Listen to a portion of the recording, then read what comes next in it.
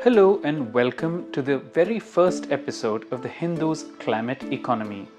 I'm your host Kunal Shankar, and in this series, we'll bring you insights every fortnight as we examine the ongoing shifts across sectors driven by the urgent need to adapt to climate change.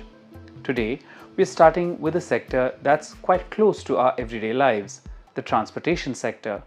Globally, transportation accounts for the third largest share of greenhouse gas emissions. According to the International Energy Agency or the IEA, the transport sector was responsible for around 24%, or that is a quarter of the global CO2 emissions in 2021. Most of these emissions, 74%, came from road transport, including passenger vehicles, trucks, and buses. In India, the situation mirrors this.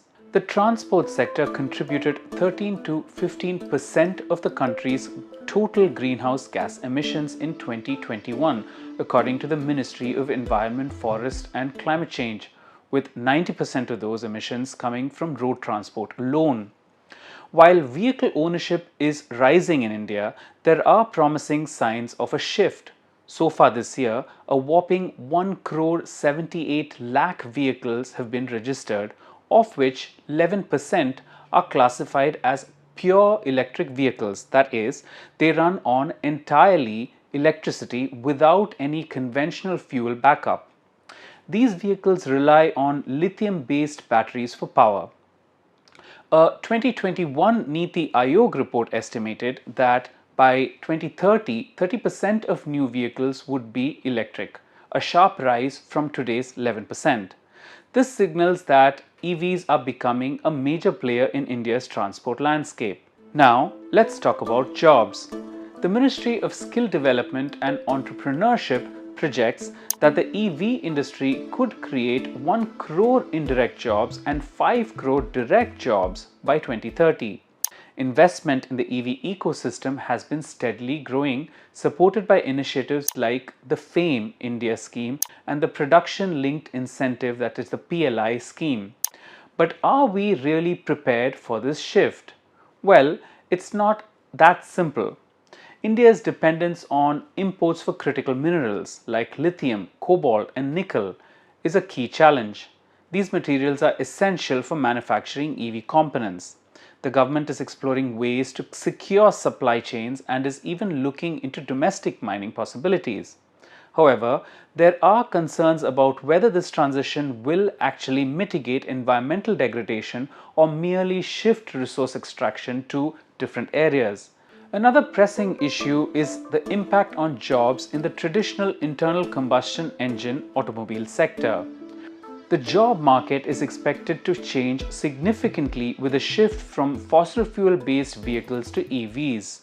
Workers involved in producing components like steering or suspensions may face a lower risk of job loss. However, those in the engine and fuel injection manufacturing sectors, which employ a large workforce, are at high risk unless they acquire new skills to transition to EV production.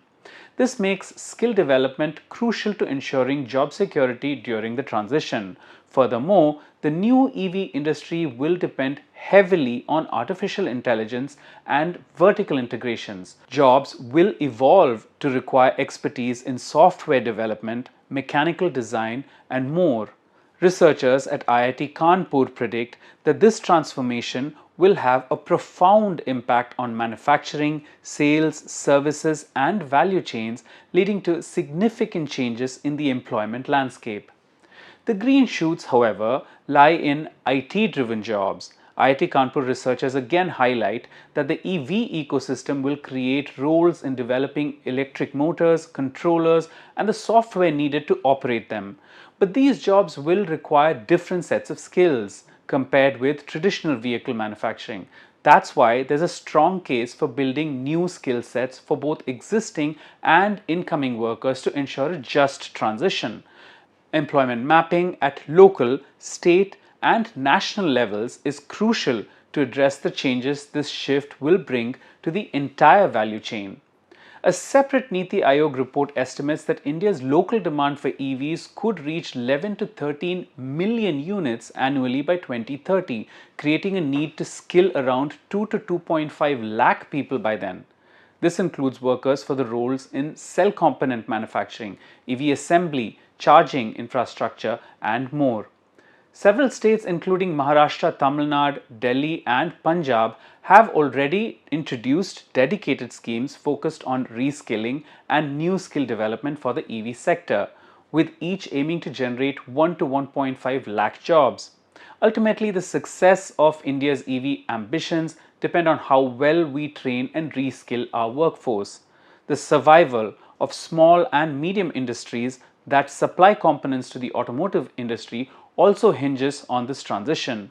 In our next episode, we'll take a closer look at how these SMEs are navigating this transition. Thank you for watching. Do tune in to more such videos, podcasts, and insightful and in-depth ground reporting from The Hindu. Until then, thank you for watching. I'm Kunal Shankar.